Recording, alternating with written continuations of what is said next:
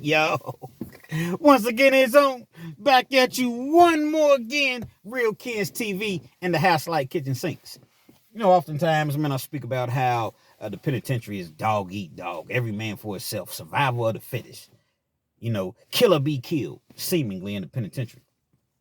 Unfortunately, that's a reality of going to the penitentiary.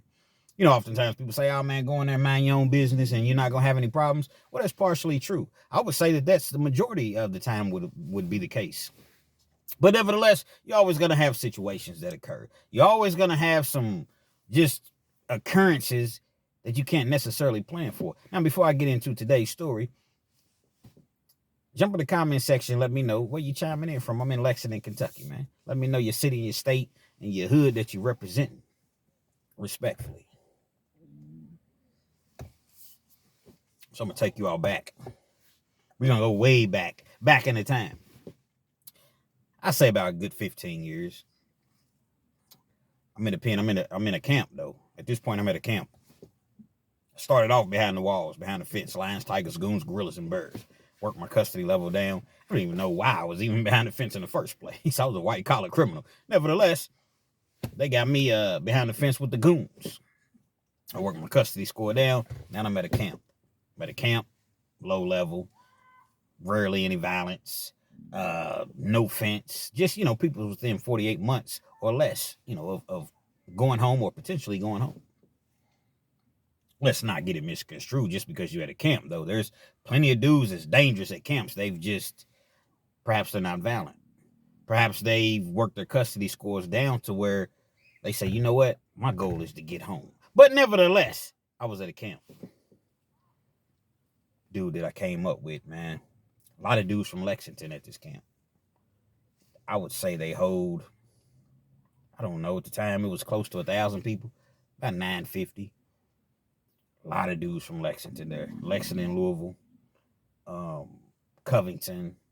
Shout out to Covington. Henderson. Shout out to Henderson, Kentucky. Had some Cincinnati dudes, man. Dudes is real, real solid. But it was a majority Lexington and Louisville. Had a dude, Will, as I was mentioning, came up with. Will was a cool dude, man. Caramel complected dude. Will probably weighed about 165, 170. Will was about 6'2". Will's about 6'2". Hey, goes. Will used to be able to hoop really, really well coming up. High school. A lot of people thought Will was going to end up going pro, man. He was that good. Great athlete, man. Fast, could play baseball, but his main thing was basketball. Unfortunately, he didn't end up making it to the NBA, but, a lot of people thought that he had the potential to go. As life went on, the life was lifing. He jumped in them streets. He was getting money in the streets, and he did it very, very well. Finds himself at a camp with a 10-year sentence. Now in Kentucky, unless it's violent, I've told this before, but a lot of people don't know, you do 20% of your time before you go up for parole. It's pretty good because a lot of states don't even have parole. You catch a case, I want to say in Ohio, I believe you do day for day. Not 100% certain, but I'm pretty sure you do day for day. I think Indiana's 50% of your time. Well, in Kentucky, you do 20% of your time, then you go for parole. Now, that doesn't necessarily mean you're going to make parole, but you have an opportunity. Now, you catch a violent charge, a assault charge, a shooting case, or, something of that, murder, and you're going to do 85% of your time in most instances before you're eligible for parole. Y'all rock with me.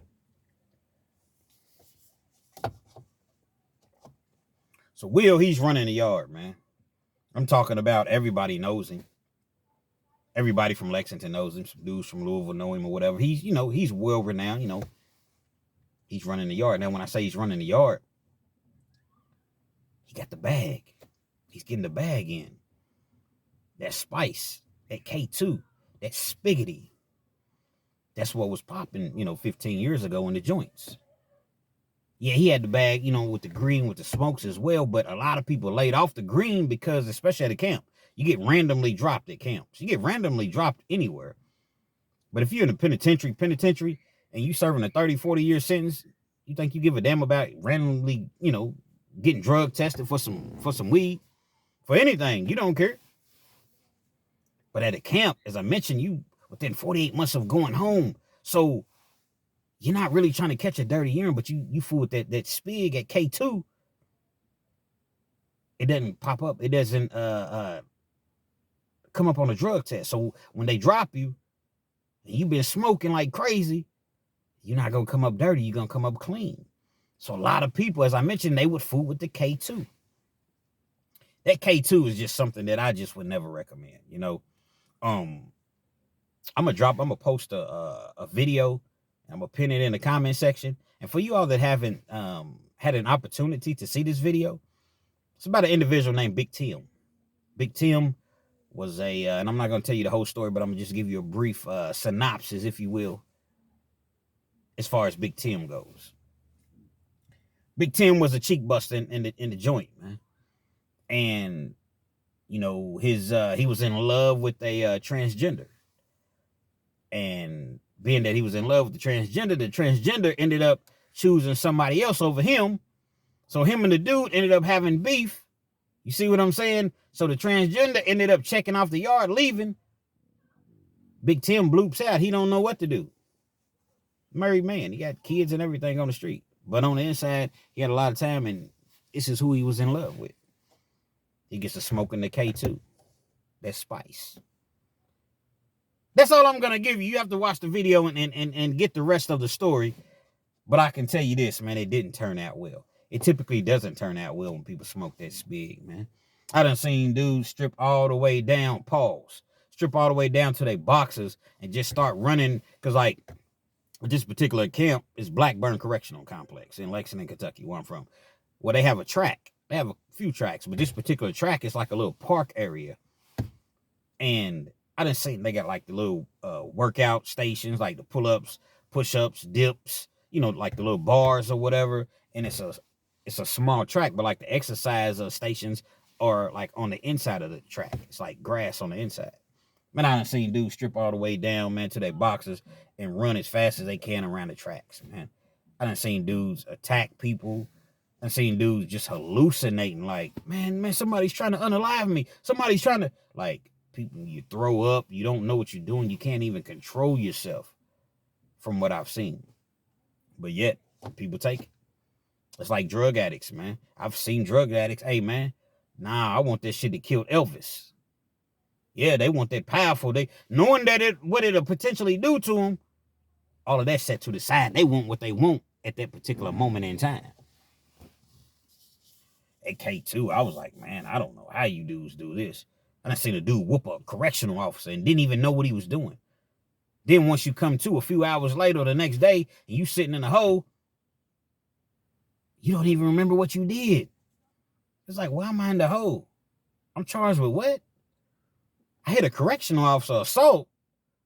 Hold up, man. When did I do this? I didn't do that. You don't even recall. From what I can tell, I've never smoked it. I don't even smoke weed. I never tried the K2. I don't smoke cigarettes. I'm no better than anybody else. Just smoking has never been my thing. Nevertheless, you got the whole yard. Not the whole yard, but you got a lot of people on the yard. They chance it anyway. So you got guys that are smart. They may hit it 1 or 2 times and they good. They leave it alone. They get that feeling and 1 or 2 times they done. They good. Might smoke on it again tomorrow or a couple days or whatever. Then you got guys that's trying to smoke a whole stick. See what I'm saying? Now let me tell you about the K2, man. You take a cap that goes on like chapstick. You know, the little bitty caps, man. You fill it up with that K2. It looks like a seasoning, like a spice. $100. And this was 15 years ago. $100 for a cap. That's what it was going for on the yard 15 years ago. So you can imagine Will was making all type of bread. You wanted a cap, whatever you want. Now, if you wanted something small, I don't know, $20, $30 worth, he going to give you a list, a commissary list. Go to commissary. These are the things that I want you to get me back from commissary. Locker stayed fat. He had so much food. See, in penitentiary, food is everything. He had so much food that he had 2 or 3 other people holding like his food in their lockers. And he break them off, man. You get hungry or I pay you, $15, $20 a week. Go to the store, whatever you want. Just hold my items for me. Will loved to gamble. Stayed at the gambling table. Kind of hard to break him because he got so much stuff. Eventually, he's going to get back. He can be down $60, $70, $80, $100. That's a lot of money in the joint. And he's going to get back. And if he don't get back, oh well. Didn't hurt him. Now, for the larger orders of $50 caps, the $100 caps, $200 caps, you do what's called Green Dot. This was before Cash App. Green Dot card, for you all that are not familiar, you just go somewhere like, I don't know, you go somewhere like Walgreens and you buy the card. It's like a $5 card, $3.99, something like that. And you can literally load money onto the card. So let's just say I owed you $50, right? I have a Green Dot. You have a Green Dot. I have your account number. I called the 800 number. I called the 800 number and I transferred $50 from my account to your account. Simple as that. Green Dot. People got paid in the joint over them Green Dot cards. For y'all that know about Green Dot, man, jump in the comments and let me know that you're familiar with Green Dot. Will, man, he was getting money. I can't even front. He was getting so much bread. Basically, what was going on, he would have his girl. She would bring it to Visitation. When she brought it to Visitation, she would have it on her persons. She'd take it to the bathroom. She had like a little spot where she left it in the bathroom. Now, Will had an OG. He was all of our OGs. It was an OG. We're going to just call him OG Terry. OG Terry was the guy at Visitation that, like, he cleaned the bathrooms. He worked the cameras. When I say he worked the cameras, like on Visitation, you can buy pictures. They call them picture tickets. You want to take a picture with your family, your kids, or what have you, however many pictures you want to take. It was $2 per ticket. So you want to take you about 5 pictures. You buy you 5 picture tickets, take the pictures, you get the pictures later on that day. Now you got pictures of, you and your family. Well, OG Terry, he ran all of that. OG Terry, he was OG, man. And this guy, OG Terry, was dangerous, man. He was not to be played with, man. He was not to be fooled with. OG Terry was about 6'3", caramel complected, just like Will. At the time, I want to say he was, I don't know, he had to have been in his 50s. Did a lot of time. Loved to play music, man. Stayed in the band room. They got a band room there. Stayed in the band room making beats. They had studio equipment. It was crazy because I want to say he probably weighed a good 240, 235. Never, ever would take his jacket off. He would always keep his jacket on. It didn't matter if it was 90 degrees outside. In prison, they give you what's called a state coat. It's just a khaki. If you're not familiar, Google it. Prison state coat. It's a khaki color, just basically just a jacket. Zip it up or whatever, just a jacket. You would always keep that daggone state coat on, man. One day I came down to the weight pile, man, in the dungeon. All the way down in the basement, man. And I see OG Terry and he's working out, but he don't got his jacket on. He don't even got he don't got a shirt on. Man, this dude is a gorilla. He did a lot of time. This dude was man, when I say an absolute gorilla, man, this dude, and you know what I'm saying, and there's no, no funniness, no zestiness or nothing like that. But it was just one of those things to where you could tell he had some size on him, but you ain't really looking at a person trying to size him up or whatever. You see that he's tall and this dude, man, was cut up. Like I said, he's in his 50s at the time. And this dude, man, was nothing to play with. And they said he kept a sword on him at all times. If he didn't have it on him, he was going to have one nearby. Always kind of threw me for a loop because I'm like, why at a camp are you keeping one of them things on you? Nevertheless, that was just what he did. Someone would soon find out that, yeah, it is true that he kept a sword on him. But that's a different story for a different day. Y'all rock with me.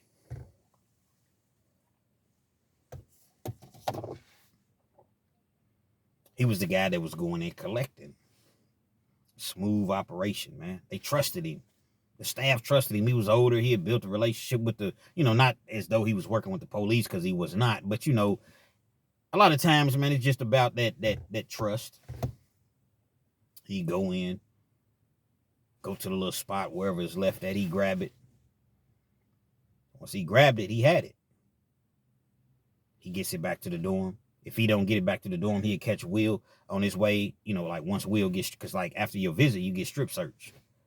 So there was certain situations to where, depending on the CO that was on, you get strip searched. Most of them didn't even strip search you. I ain't gonna say most of them, but some of them don't even strip search you. Pat you down, all right, you good. He'd pass it to Will. Will could just take it himself. If not, he was gonna bring it. Whatever I needed to be done, that bag was brought in, and it was plentiful. Everybody, not everybody, but those two were like really, really eating. Got to the point to where the yard was starting to get a little.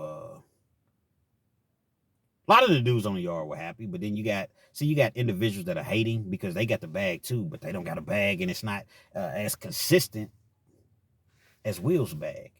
Not as big as Will's bag. Triple pause, infinite pause.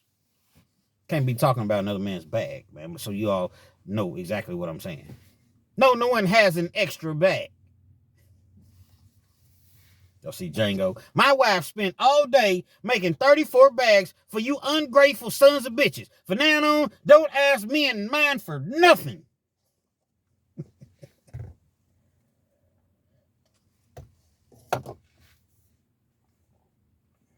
So you got the ones that's envious, the haters. Then you got the ones that's content because they always, every time they go to Will, he got it. They're content. But then you got the envious ones once again, because you got different sets of envious ones. You got the envious ones that's from your hometown, and they feel as though, my dog, we from the same city, man. Throw a nigga a no looker. No looker means, now Magic Johnson used to be running down to Courtney. No looker, man. Throw me something. I don't know you nothing. Just throw me something. It's a no looker. You want something for free, man. You want a handout.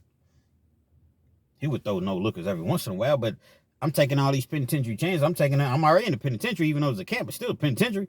Still doing felony time. If I get caught up with this, I'm gonna get more time. Now I'm really gone. So I can't just continuously just give out no lookers. I gave out a few, but damn. Name starts to swirl as far as around the yard. Yeah, Will got that bag. Yeah, people knew Will got that bag, but it started to get back to the staff, to the administration. OG Terry, man, he tells Will, he say, look, man, I know you're making all this bread, man, and everything's everything, but I'm gonna need a little bit bigger cut, man. Can't really tell him no. For one, he's dangerous. For two, this is the way that your means of getting it into the facility. They work out a different deal or whatever. He's getting more or whatever. Everybody's cool. But the haters. At this particular time, in my opinion, what Will should have done was he should have just backed off. You done made thousands of dollars, man. When I say thousands, man, you done made $15,000, $20,000, $30,000, man, on your green dot card. Not all at once. You got several different green dot cards, because I believe you could only have so much on one green dot card. So, but you got several different green dot cards, man. Will and his mom was very, very close like this. So she held on to, his girl had one of the cards for the kids and things of that nature. But the majority of the money, nah, no, my friend. His mother had it. He trusts his mother with everything, with his whole heart. He knew that any given time his girl could run off. Not saying she would, but not saying she wouldn't. We never know what an individual's going to do. So, yeah, he kept a couple thousand in the account for her. You know what I'm saying? For her to do what she needed to do, kids and, things of that nature. But the majority of that money was with his mama. She knew what was going on. She wasn't really a part of it, but she knew what was going on. See, he would have his peoples call his girl, or his girl call his peoples whenever she get to running low. Go meet up with the peoples. Boom, boom, boom. Transaction. That's that ignorant shit they talking in penitentiary. Instead of just saying, he would, his girl would go and meet his connect. The connect would give her the K2 and the green, and she would pay the money, and he would bring it, or she would bring it to the prison, rather. Instead of just saying that, yeah, you know what I'm saying? He'd meet, the connect would meet his girl. Then,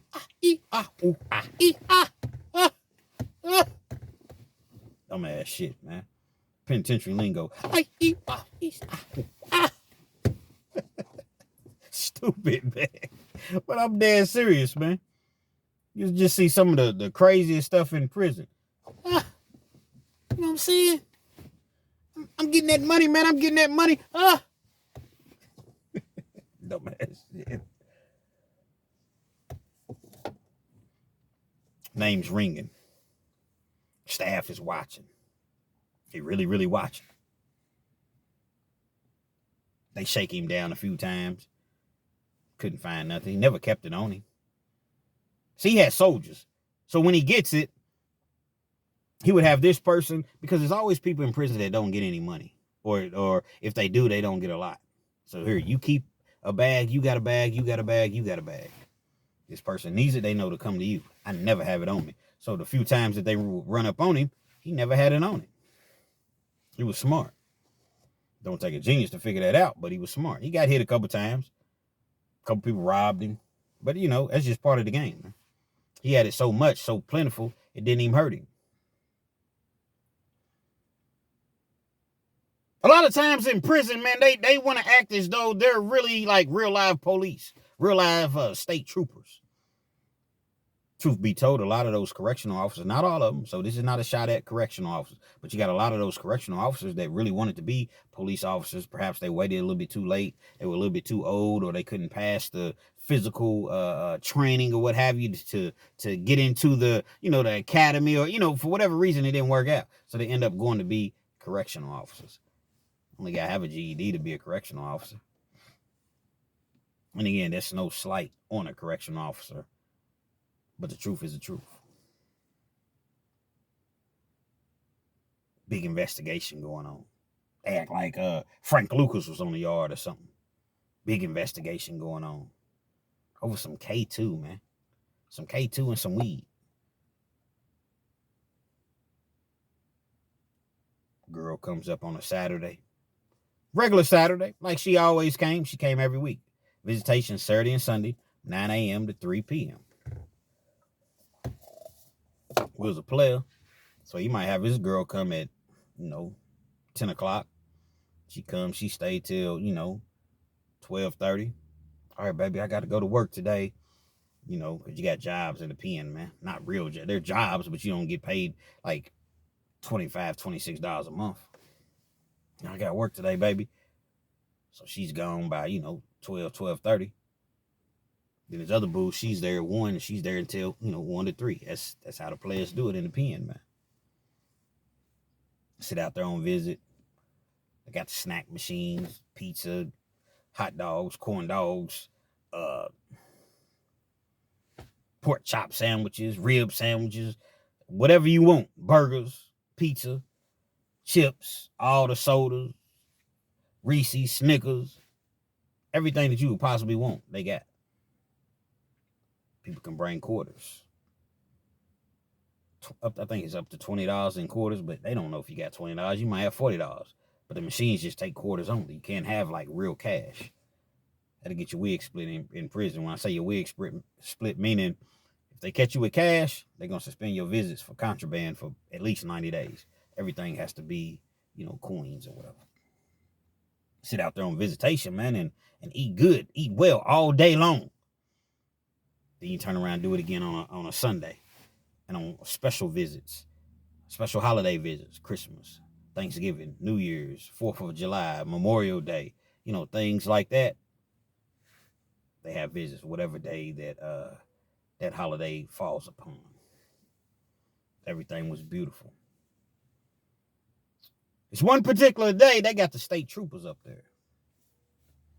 When you pull into the complex on the compound, you don't realize that the state troopers are there. Because the way that, when you first pull in, you have to, it's like a kind of a long, semi-long road that you have to kind of travel around. Like once you get booked in, because for you all that's never been in prison, when you pull into the complex, there's like it's like a little booth. When you go to the booth, you got to show your ID. They can make sure you're on the visitation list. They make sure you got to visit that day. Once everything clears, they call you visit. They'll call whatever dorm that you're in.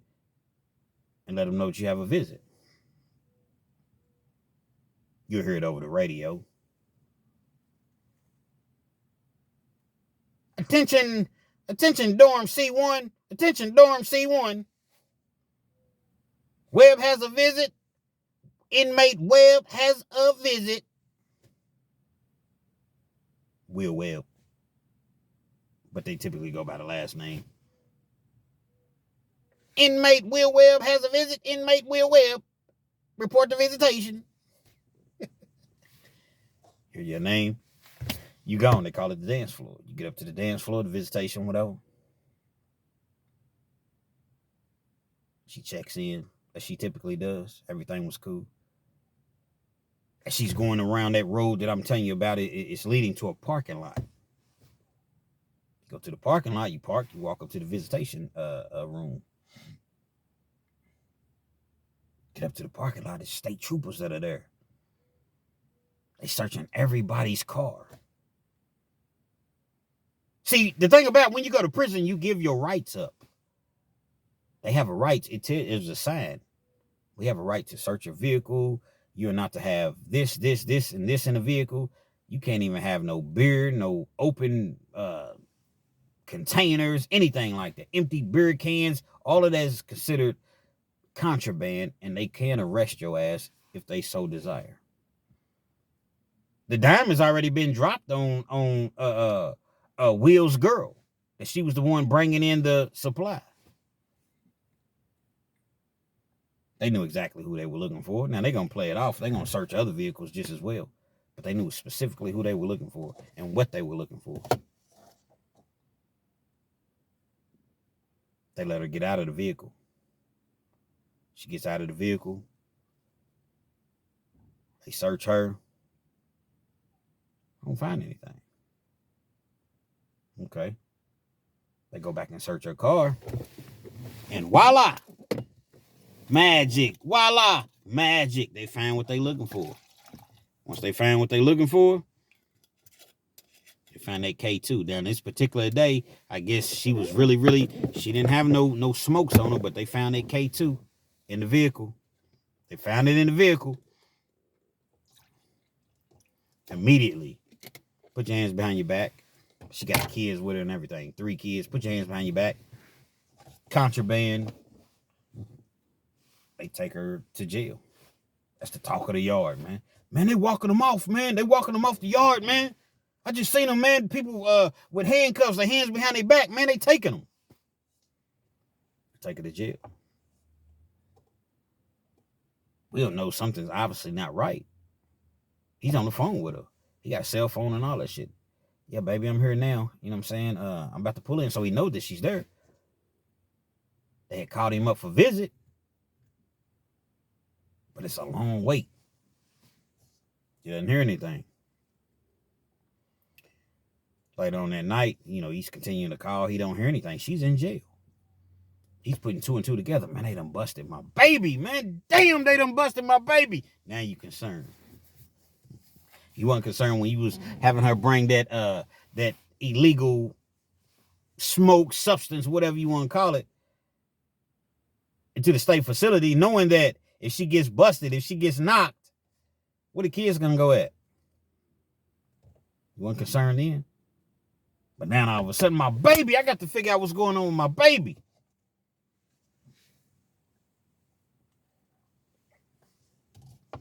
Later on that night, they come for Will. They lock him up. Put him in a hole. They don't really even tell him what he's locked up for. He knows, but they don't tell him. Put him in a hole. Keep him in there for a couple of days. He gets transferred. They transfer him to the joint. Lions, tigers, gorillas, goons, and bears. Now, he's cool wherever he goes because people know him. It's not like he's in the feds to where he's going to Timbuktu or Oklahoma or Kansas or, Sacramento somewhere. No, he's within the state of Kentucky, so people are going to know him wherever he goes. He goes to the facility that they sent him to, which I believe it was North Point. He goes to the hole there. They keep him in a whole pending investigation for like 45 days, 30 days or something like that. They bring the outside charges. His girl's already been charged with the contraband, Class D felony, 1 to 5, carries 1 to 5. Now they charging him. Problem is they have no proof about him. His girl's solid. She didn't say a word, man. Give me a lawyer. She's already well groomed, man. I don't know what y'all talking about, man. Give me a lawyer. She don't cooperate whatsoever. Give me an attorney.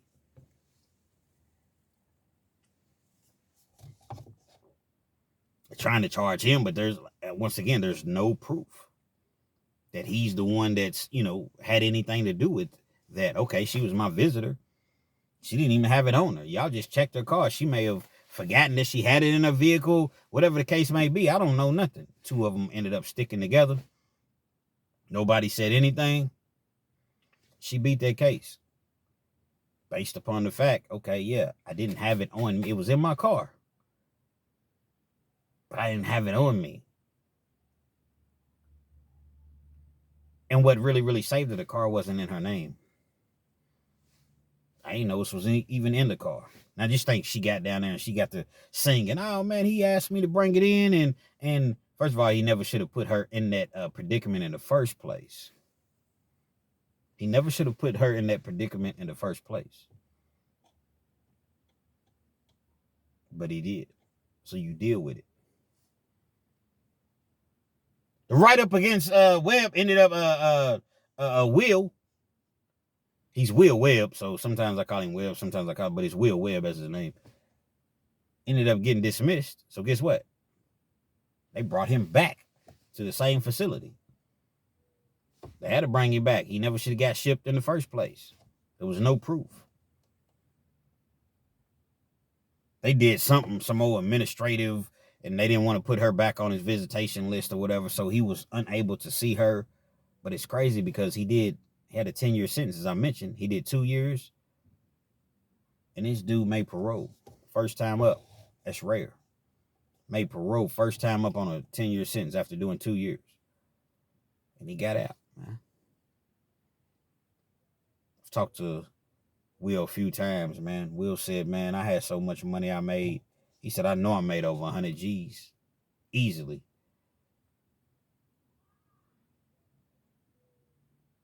Will obviously had love for his girl, so the money that he had been stacking that his mom had, that was holding for him, a lot of that money was transferred over to his girl so she could pay for her lawyer.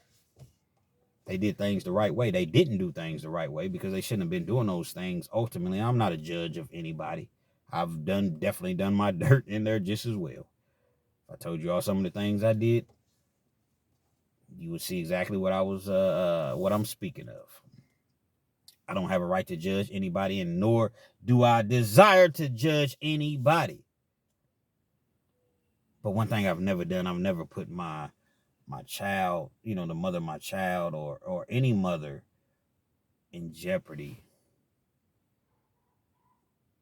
Because if you get caught up, man, you can lose your kids. And she lost her kids that day. When they took her to jail, CPS people came in. Just luckily she had family that, they were able to go to or whatever. She lost her kids temporarily. Ultimately, it's not worth it. Fellas, I understand when you're in a joint, man, you got to do what you got to do to keep that money coming in. You got to do what you got to do to pay the bills, get your commissary, get your phone call. I get it. But just think about the what ifs. I understand the money is good, but what if your girl gets caught, man? You leaving your phone with your girl. She's making the sales. She's making the plays for you. Okay, baby, every day put $40 on the phone so I can call you and keep up with you all day long on the phone. But a lot of times, now dudes got cell phones in the joint, in the Jake. Put $40 a day on the phone so I can call you. $40, $50 a day. Phone calls are typically about $2 a call if it's local. If it's not local, you go get your local number. A local little throwaway dummy phone with a local number where you at. So the calls are $2. You trying to spend $125 a week at the commissary. You trying to buy, every month you trying to buy you some new shoes and new. I get it. You got your girl out there working the phone. She making $500 a day on average. $400-$500 a day. Thursday, Friday, and Saturday. Double, sometimes triple. Baby, just put this away for me so that I have this. You know what I'm saying? You take care of your nails, your feet, your bills. You know what I'm saying? Send me what I need. I get it. I get it. You ever see somebody in prison that's just always on the phone? Going to commissary, spending as much as they can possibly spend. And then they'll have another individual that can spend 125. And you be like, look, bro, I'm going to have my people put this money on your books. Out of this 125 they put up, nah, they going to put 150 on your books. Spend $25, $30 on yourself and just, I'm going to give you a list to get me all of these items. They never go to the chow hall. They too good to go to the chow hall. Not to say there's anything wrong with that, because I know a lot of people that good dudes, they just don't want to eat in the chow hall. If you got the money to not eat in the chow hall, why go to the chow hall? It's a facade, it's an image, it's penitentiary rich, man. Same way on the streets, same way in the penitentiary, man. People have an image to uphold. Eating the chow hall, what? Nigga, I don't eat no motherfucking chow hall, nigga. I'm penitentiary rich.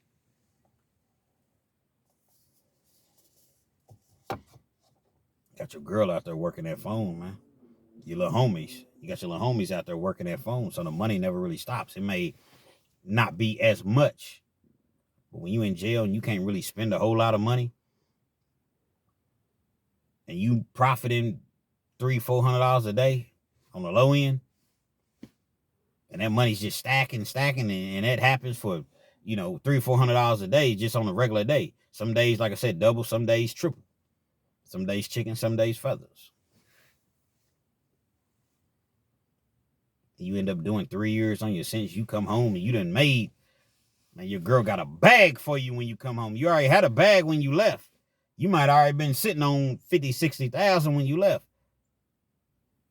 And you got somebody that's loyal to you, man, and you come home, man, and if 50, 60,000 that you had, now there's 150,000. You never missed a beat. Yeah, you lost time out of your kid's life. Lives rather. You lost time off of your life, but you feel as though you never missed a beat. Come home, you going shopping. She already got outfits and stuff waiting on you. Like, the penitentiary is an illusion, man. It's an illusion, man. Ain't nothing good about that shit. Know plenty of people that make money from inside. But what does it really do for you? Ultimately, you come back home and get caught up. You keep doing that, your girl's going to get caught up eventually just as well. I done seen it. And once she's gone, then what? Same scenario. Young lady ended up getting caught up dealing with his plug for 4 years. Nothing ever went wrong. Sting operation, boom, boom, bing. 10 years in the feds is what she gets. She won't give her man up. He can't say that I put her up to it because he's a career criminal. If I say this, now I'm gone forever, baby. I need you to take his 10 for me. She took that 10-year sentence. And this particular situation was probably about 7 years ago. She took the 10-year sentence for him. She's probably out now because she took 10 in the feds, 85%. But they got little classes and stuff you can take now in the feds. They got the First Step Act to where you get good time for classes and things that you take. So if she's not home, she's about to be home this year. But she had kids just as well, man. Ladies, stop doing this dumb shit for these dudes, man. They won't even marry you. We ain't got to get married, man. We don't need no ring. We don't need no certificate. We already solidified. Stop doing this dumb shit for these dudes, man. Stop. Because at the end of the day, when it comes down to it, they're going to choose themselves opposed to choosing you. Like I said, in this particular situation, Will ended up getting out. Never been back since. He ended up catching the case. But he had money. Got caught with a heater, a blower. It wasn't on his person, but it was in a vehicle. He had money. He paid somebody, allegedly, from what I hear, he paid somebody to come to court and say, hey, this was mine. And, he had the money to pay the attorney, to pay the person or whatever. And the charge just went away. So he never went back to the joint, and he's been out since then. But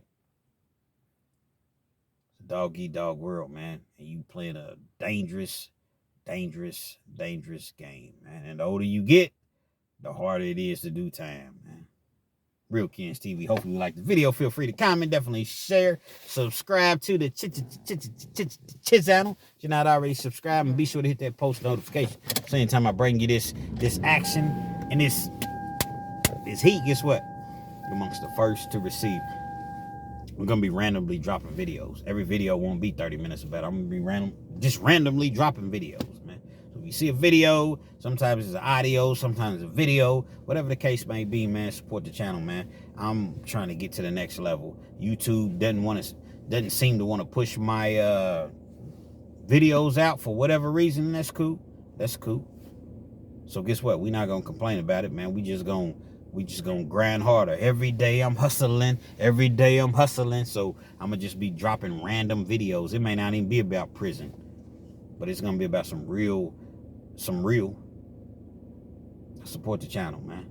Support the channel, man. Any opportunity you get to share my videos, definitely like it. Interact, comment. We about to take this thing to the next level, man. And it's okay. I'm gonna just do it independently, all on my own, with the help of you all. And we're gonna get to that 100,000 somehow, some way. We're gonna make it up out this motherfucker one day. Real Kens TV.